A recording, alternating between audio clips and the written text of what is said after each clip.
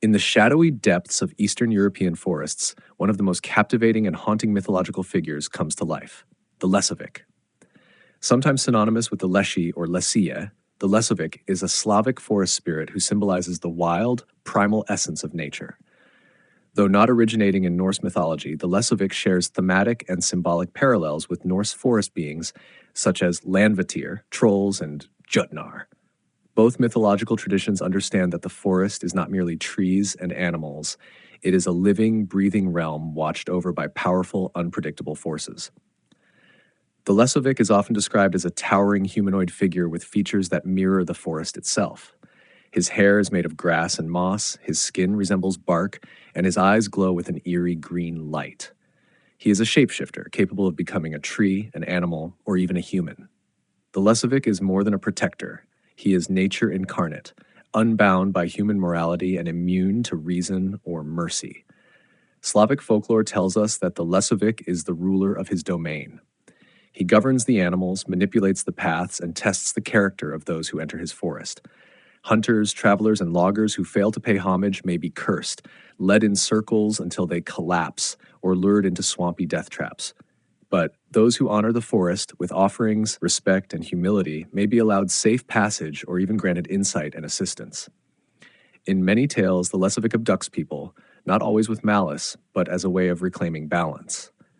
He may steal children, demand companionship, or trick intruders. These stories are cautionary tales, allegories about what happens when humanity overreaches its boundaries and disrespects the natural world. The Lesovik's mythos is deeply ecological in nature. He is not evil. He is not good. He simply is. His purpose is to preserve the balance of the forest, its rhythms, its spirits, and its silence. In this way, he resonates strongly with Norse myths of land spirits and nature giants who are similarly neutral in alignment, but deeply powerful.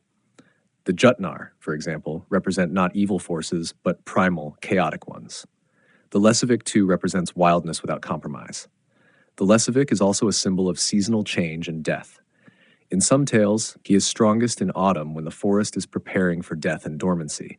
In others, he disappears in winter only to return with spring. This cyclic nature links him to agricultural rites and pagan festivals, where forests and nature spirits were honored to ensure prosperity and protection.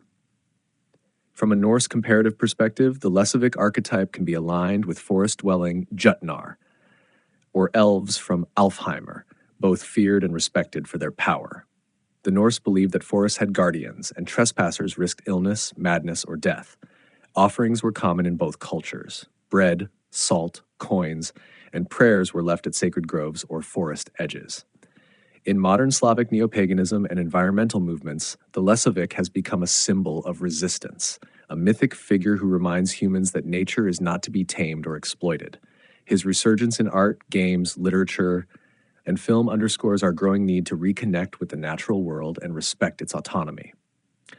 One of the most poignant aspects of the Lesovik myth is its emphasis on reciprocity. The forest is not there for you to dominate. It is a realm you must enter with awareness, gratitude, and humility. This ethos parallels modern ecological values, positioning the Lesovik as a kind of ancient environmental guardian. Culturally, the Lesovik has survived centuries of change. He has been demonized, romanticized, and folklorized. But at his core, he remains the same, a manifestation of the forest's will.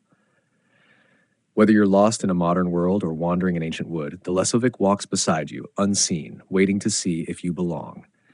He teaches us that the forest has eyes, memory, and power. He reminds us that the land was never truly ours to own, but always something sacred to coexist with.